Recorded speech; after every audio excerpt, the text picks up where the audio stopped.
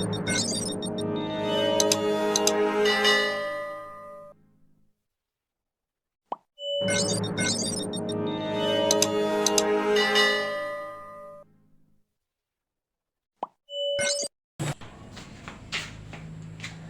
kayo guys sa YouTube channel natin. Tutugon tayo ng comment doon sa mga nauna nating video na na-post. So ito yung comment niya. Paggawa po ako ng bahay po, pa-estimate ko lang po yung 14 feet by 20 feet na bahay, magkano ang abutin po.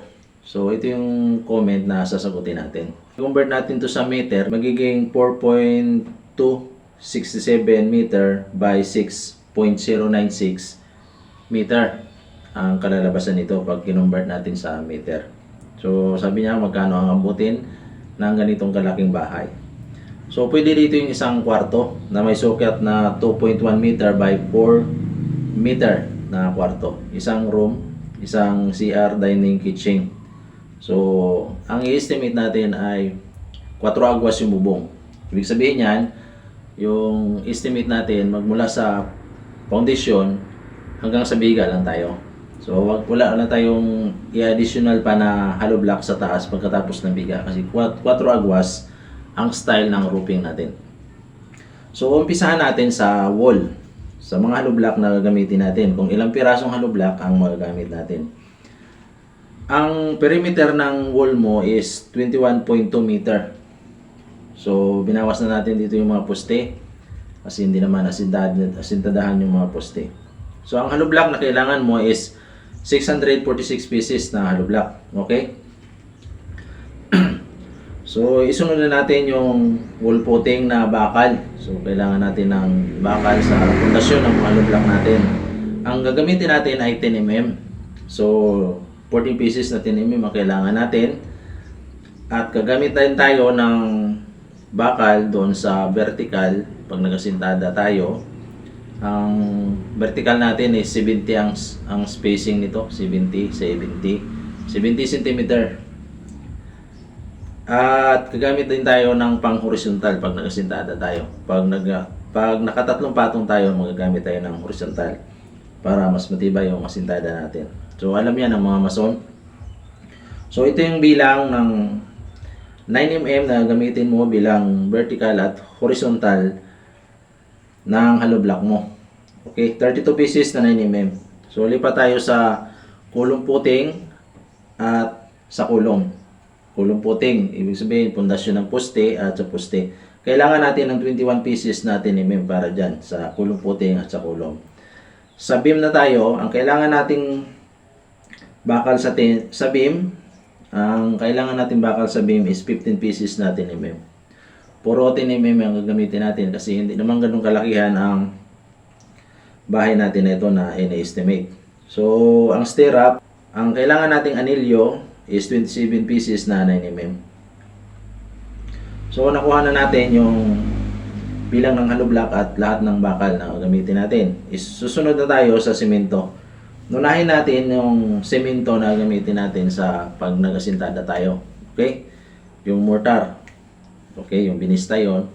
Gagamitin natin na mix ratio dito sa pag nagasintada tayo is 1:4. Isang simento, 4 na buhangin. So, klase yan. Okay? Ang bilang ng simento na kailangan mo dyan is 23 bag na simento. Okay? So, sunod na tayo doon sa mga wall footing. Okay? Sa wall footing na tayo. So, pundasyon ng hollow block. Ang kailangan mong simento rito is 11 bag. Ang mix ratio natin is class B. Isang simento, 2.5 buhangin at 5 graba. So, yan ang mix ratio natin. Class B yan. Okay? Hindi na tayo gagamit ng class A kasi hindi naman tayo magsi-second floor dito. So, ito yung advice ko. Pag mga ganitong kalaking bahay, hindi na kailangan class A nito. Okay guys? So, cement natin para sa kulom at saka sa kulom puting. So sa pundasyon na tayo ng poste at sa poste natin. So 12 bag na cement ang kailangan natin. At sa biga natin is 7 bag na semento. Okay, ang size ng biga natin at poste is 20 cm by 20 cm. Okay guys? So ito na, is summarize na natin kung ilang pirasong 10mm ang gamit natin, ilang pirasong 9mm, ilang pirasong semento, okay? At buhangin at graba. O, summarize na natin para makuha natin yung actual na bilang at kung magkano na yung presyo, actual na presyo ngayon.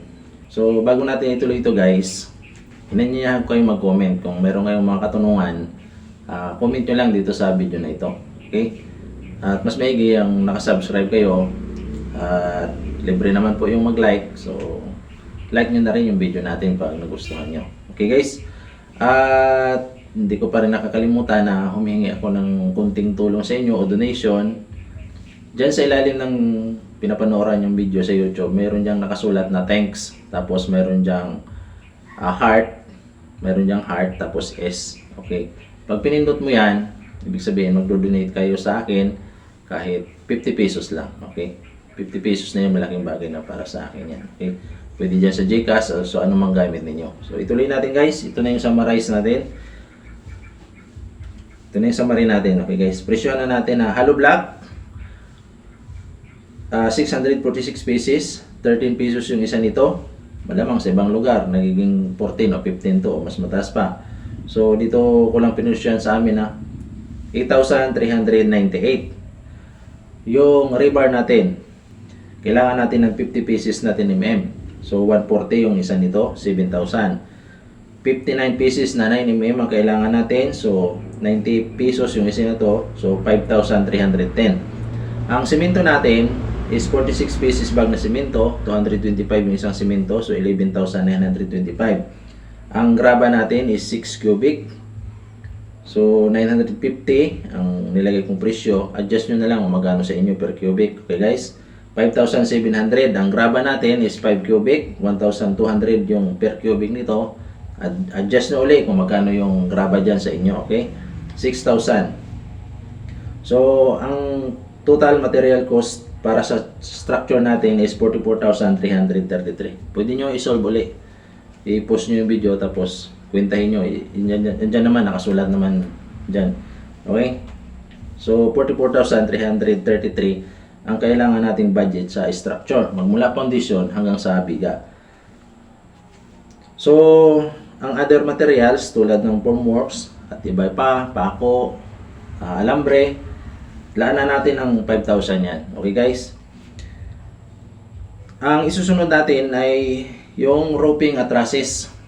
So, gagamit tayo ng tubular at C-par lens dito, angular bar, para suporta doon sa mga C-par lens natin. So, ang tansya ko rito is 25 to 35K.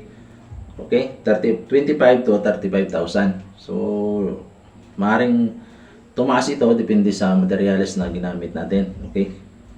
Kasi may mga dekalidad na materials. Kung ano mang yero yung gagamitin mo, kaya tansyahin na lang natin. Nasa 25 to 35,000. Depende sa quality ng materials na ginamit. Okay, sa estimate natin guys, hindi dito kasama yung mga pinto, mga bintana, electrical, palitada. Wala pa tong palitada. Okay guys? Wala rin tong septic tank. Okay? Kung may idea kayo kung magkano yung septic tank, baka susunod na mga vlog ko, sasabihin ko kung magkano magagastos sa septic tank. Wala pang yan. Ang nabanggit lang natin, structure lang to at saka sa bubong. Pero pwede mo na siyang tirahan. Bumili ka na lang ng mga ordinary ng mga pinto, temporary. Kung mas maganda, ikaw muna yung gagawa ng mga temporary na pinto, mga plywood o ano dyan na may pinto mo para pwede mo nang matirahan ito. At pwede mo nang paunti-untiin. Ang una, palitadahan mo muna. Tapos pakabitan mo ng mga bintana. Sunod mo yung pinto, tiles, kisame. Okay? Yan, paunti-untiin mo na lang. Yan. At least may alam ka na kung magkano ang budget magasto mo sa pinaka-importante sa bahay, yung structure at saka sa bubong. Okay guys? Sana minutuhan kayo sa video kong ito at nakatulong ito doon sa nag-comment. So, meron kayong katanungan at comment, lagay nyo lang dito sa YouTube channel natin.